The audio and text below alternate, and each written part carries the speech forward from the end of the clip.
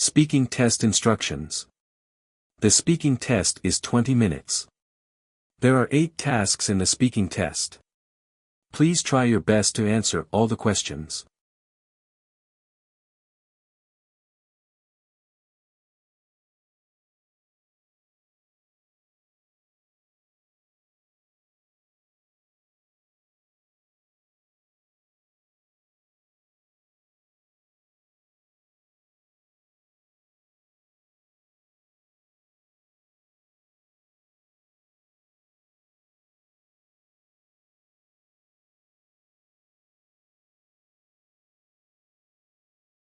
Start speaking now.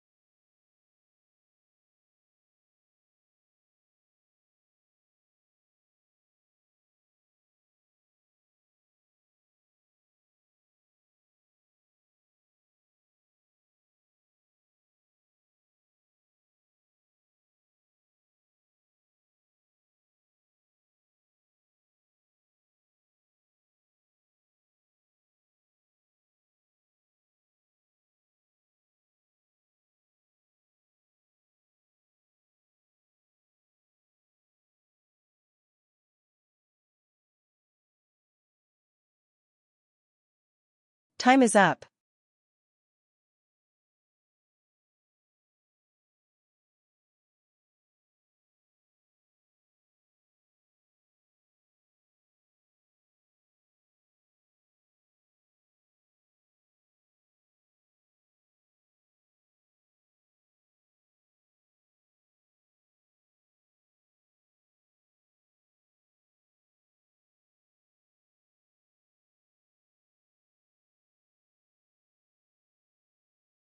Start speaking now.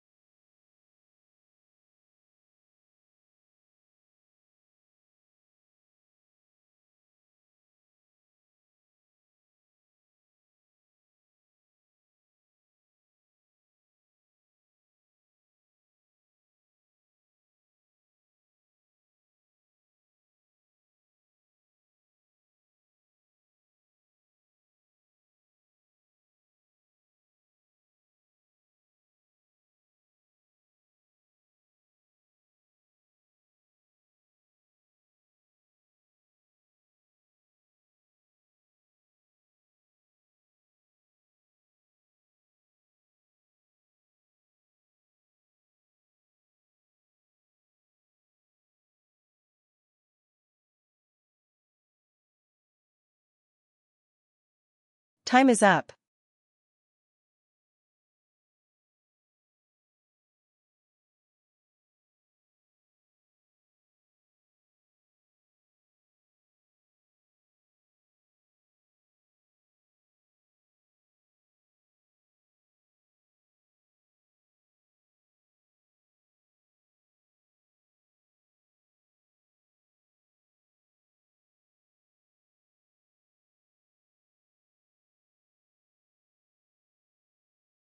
Start speaking now.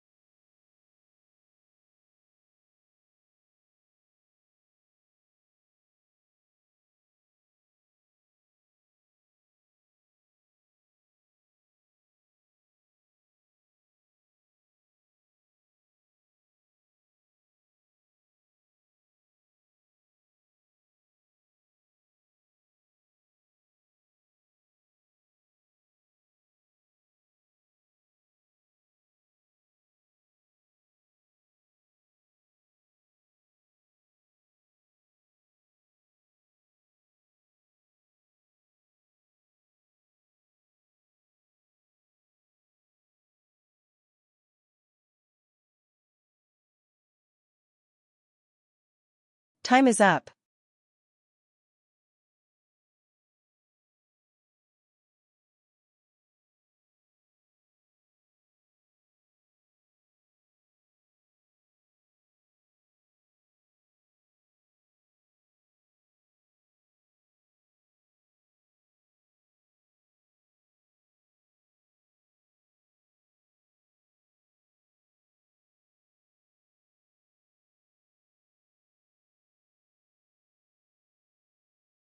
Start speaking now.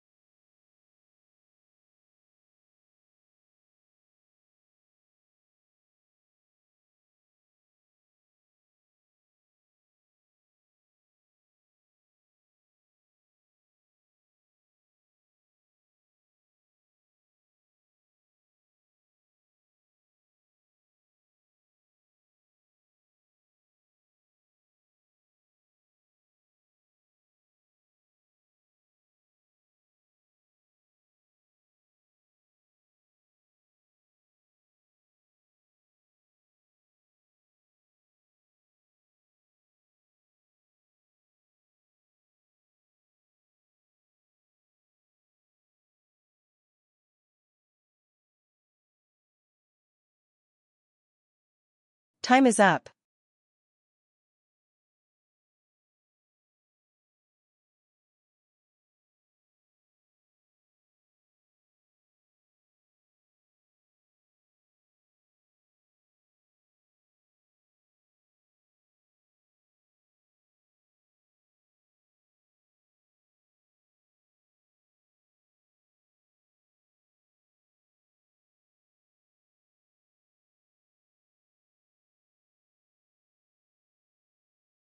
Start speaking now.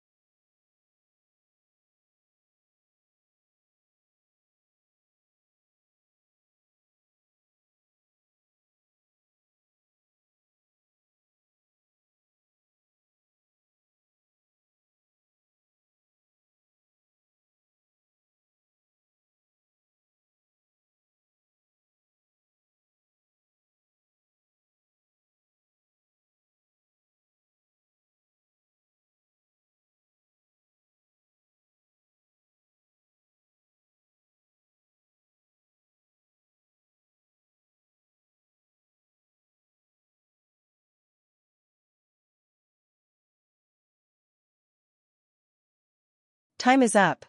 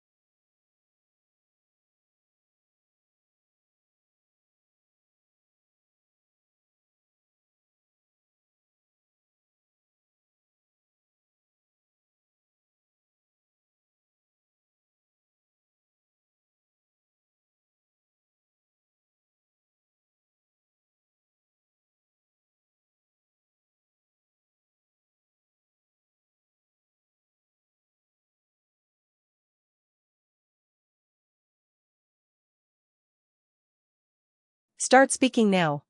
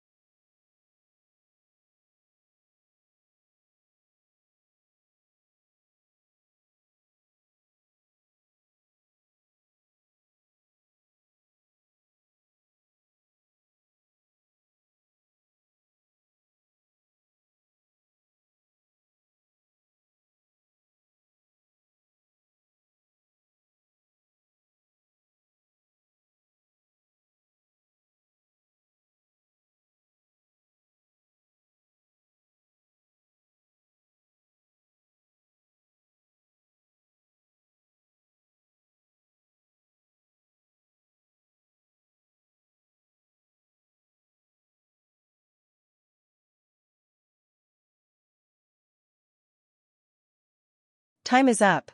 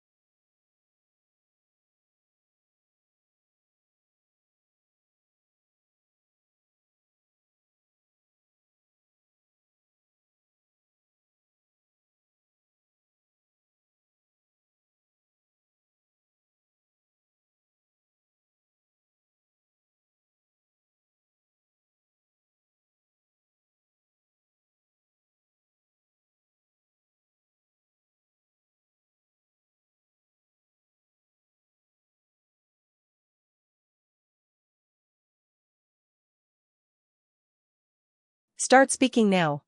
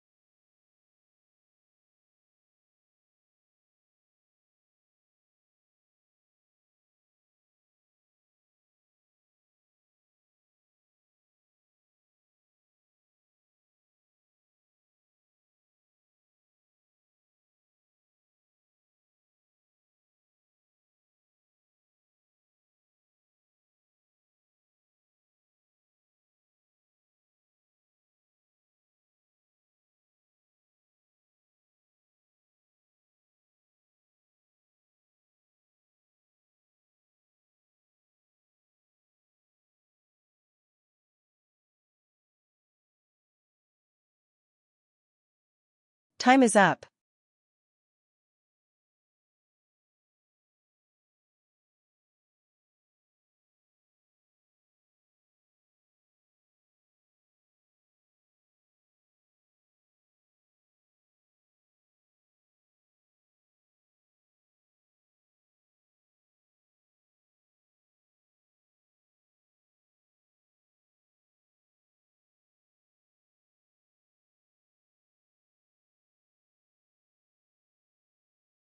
Start speaking now.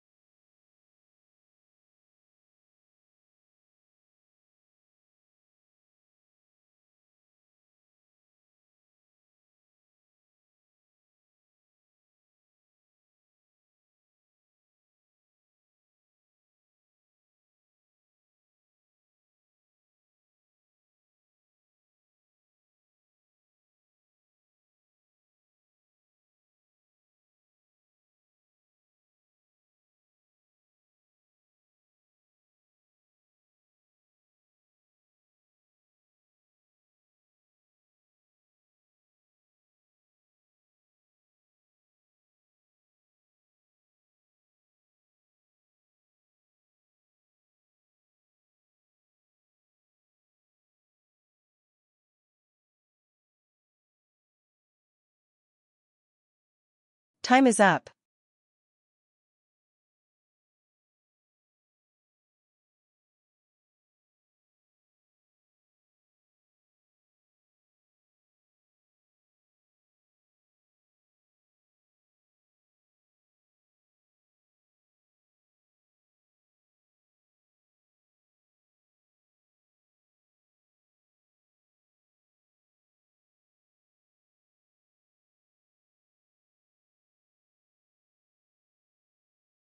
Start speaking now.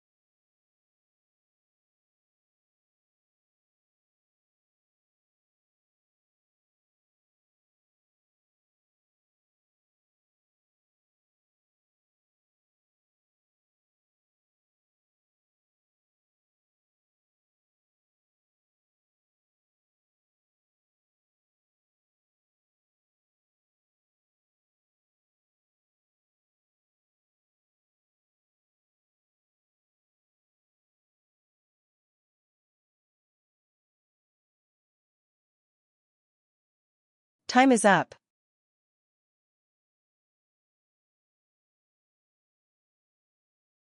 Alex, I understand you're feeling anxious about your upcoming presentation. Nevertheless, with proper preparation and the right mindset, you can definitely overcome this challenge and deliver an impressive talk.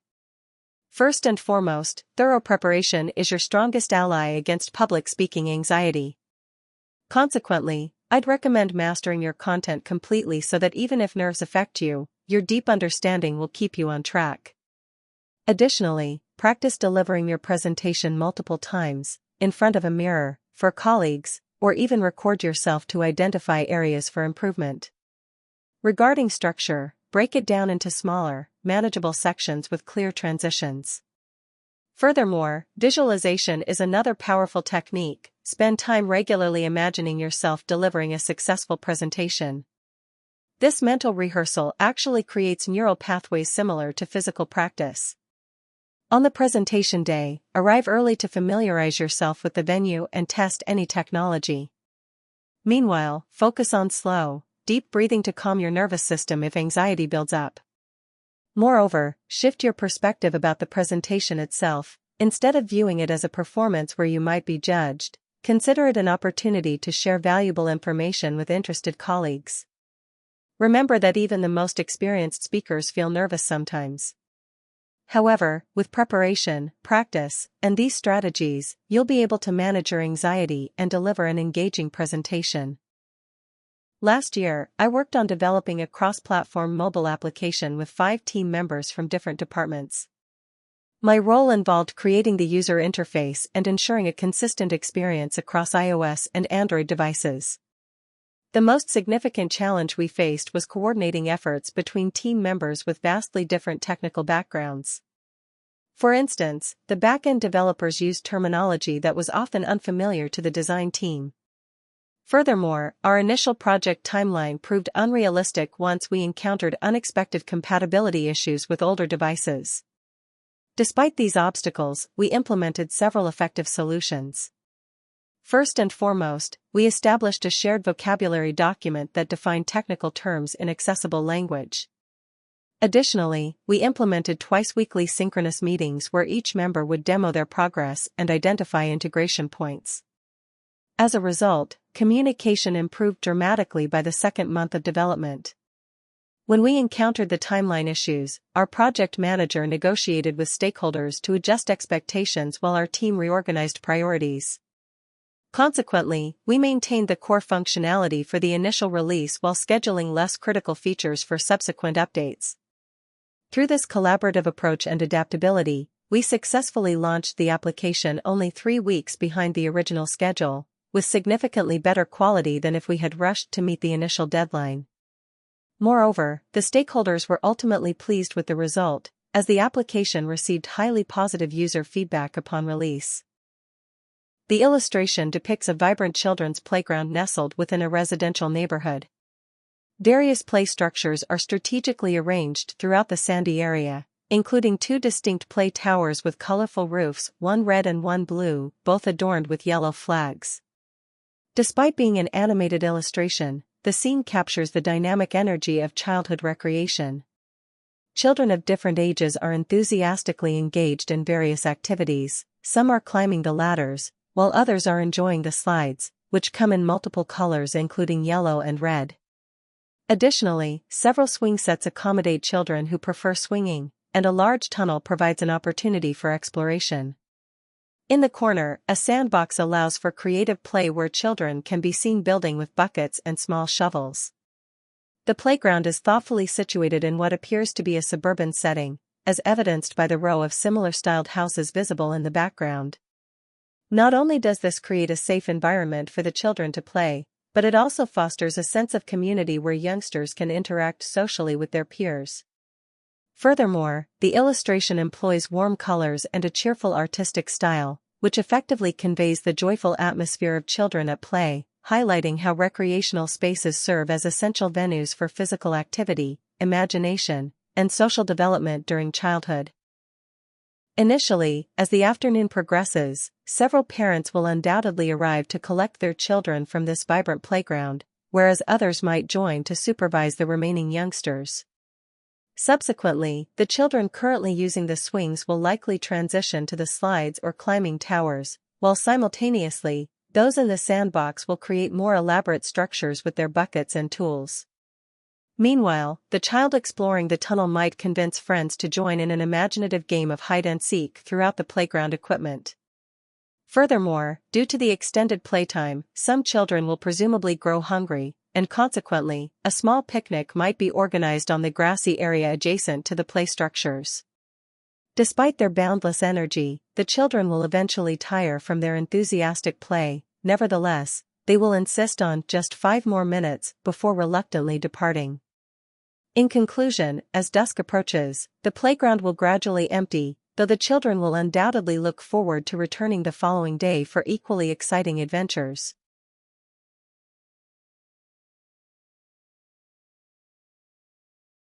Sarah, I understand your interest in the wilderness retreat, but the downtown hotel would be significantly more effective for our team building event.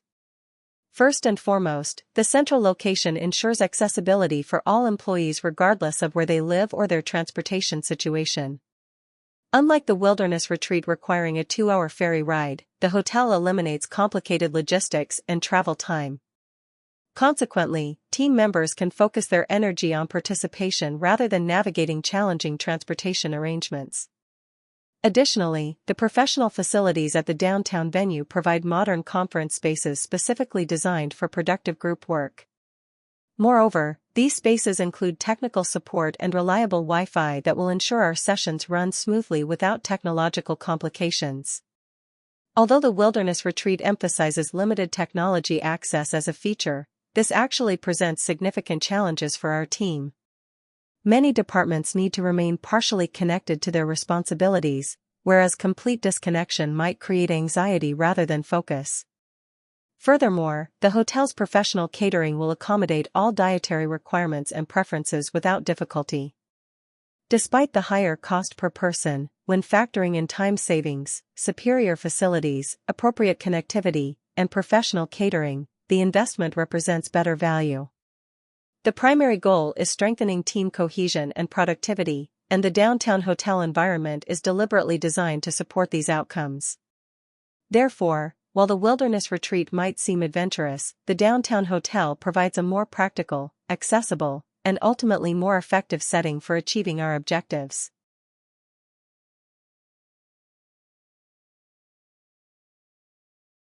Sarah, while I appreciate the benefits of the remote wilderness retreat, I believe the Countryside Retreat Center offers the ideal balance for our team-building event. First and foremost, the Countryside location provides a natural setting that removes us from daily office routines while remaining reasonably accessible. Unlike the wilderness option requiring a 2-hour ferry ride plus driving, our venue is just a 90-minute drive from the office. Consequently, we'll save valuable time that can be dedicated to actual team-building activities rather than complicated transportation logistics. Furthermore, the retreat center's obstacle course was specifically designed for corporate team building, providing structured activities that encourage collaboration and problem-solving. In contrast, the wilderness survival activities might be too intense for some team members, potentially creating discomfort rather than positive bonding experiences. Additionally, the inclusive accommodation packages at our Countryside venue offer excellent value while ensuring consistent quality for all participants. Moreover, the retreat center maintains sufficient technology infrastructure for emergency communications, addressing concerns about being completely disconnected from responsibilities or family. Although the wilderness location might appear more adventurous, the reality is that our primary objective is building team cohesion in a comfortable environment where everyone can fully participate. Therefore, the Countryside Retreat Center provides the perfect balance of natural setting, accessibility, appropriate challenge level, and basic amenities that will make our team-building event successful for all participants. Don't you agree this middle ground approach would better serve our diverse team? Jamie, I understand you're not excited about our family vacation and would rather spend time with your friends. However, I'd like to explain why this trip is particularly important for our family right now. First and foremost, as you continue growing more independent, these shared family experiences become increasingly rare and valuable. Before we realize it, you'll be off to college, and these opportunities will be even more limited. Additionally, this trip was specifically planned with activities that I know you've previously enjoyed. For instance, we've included the adventure park you mentioned wanting to visit last year and arranged for surfing lessons, which you've expressed interest in recently. Furthermore, we've ensured the accommodation has reliable Wi-Fi so you can stay connected with friends during downtime. I also want you to know that your input matters to our family plans. Consequently, if you join us with an open mind, I'm willing to set aside one full day where you get to choose all our activities, no questions asked. Moreover, I'd be open to discussing some flexibility with evening schedules appropriate for your age during the trip. Although spending a week away from friends seems challenging now, these shared family memories often become treasured experiences that we look back on for years. Would you be willing to give this trip a chance with these adjustments in mind? Jamie, I understand you're reluctant to join our family vacation and would rather spend time with your friends. Your feelings are completely valid, and I recognize that at your age, friendships are incredibly important for your development and identity. Nevertheless, I believe we can find a middle ground that acknowledges your growing independence while still preserving important family time. Perhaps we could adjust the length of your participation in the family trip. For instance, you could join us for 5 days instead of the full week, giving you some time before or after to spend with friends. Additionally, we could establish reasonable daily periods where you can connect with friends virtually during the vacation. Another possibility might involve inviting one of your close friends to join us for part of the vacation. Despite requiring discussion about costs and logistics, having a peer along could make the experience more enjoyable while still allowing for family bonding. Furthermore, I suggest we co-create the itinerary together, ensuring it includes experiences that genuinely interest you. Consequently, you would have more ownership in the trip rather than feeling it's entirely imposed on you. By acknowledging your need for autonomy while finding ways to maintain family connections, I believe we can create a solution that respects your growth while preserving traditions that strengthen our family bonds. What aspects of this approach might work for you? I firmly believe that regular family dinners hold exceptional value, though their implementation should adapt to modern realities. First and foremost, research consistently demonstrates numerous benefits when families eat together regularly. Children who participate in family meals generally exhibit better academic performance, more advanced language skills, and healthier eating habits. Furthermore, these shared meals create natural opportunities for communication about daily experiences in an informal setting. Consequently, they strengthen family bonds and provide stability in often hectic schedules. From a developmental perspective, family dinners serve as a critical training ground for social skills and cultural learning. Children observe and practice conversation etiquette, listening skills, and appropriate behavior at the table. Additionally, they gain exposure to new foods and family food traditions that connect them to their cultural heritage. Moreover, these regular gatherings establish family rituals and shared experiences that often become cherished memories in adulthood. Nevertheless, it's important to acknowledge the practical challenges many families face in implementing regular dinners. Conflicting work schedules, children's extracurricular activities, and various family structures may make daily shared meals unrealistic. Therefore, while I believe strongly in the value of family meals, I also advocate for a flexible approach that focuses on quality over rigid adherence to particular schedules. Some families might achieve the same benefits through regular breakfasts, weekend brunches, or even scheduled snack times where everyone gathers briefly. What matters most is establishing regular, intentional times for family members to connect, communicate, and share experiences together. David, you're not going to believe what I just saw on Highway 16. I had to pull over and call you right away.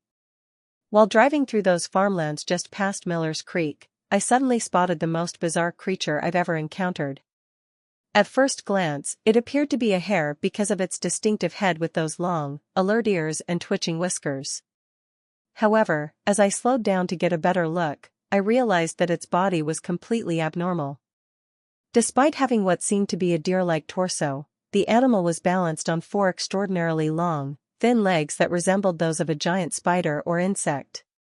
What made this encounter even more startling was how confidently it stood in the middle of the road, staring directly at my car with these unnervingly intelligent eyes.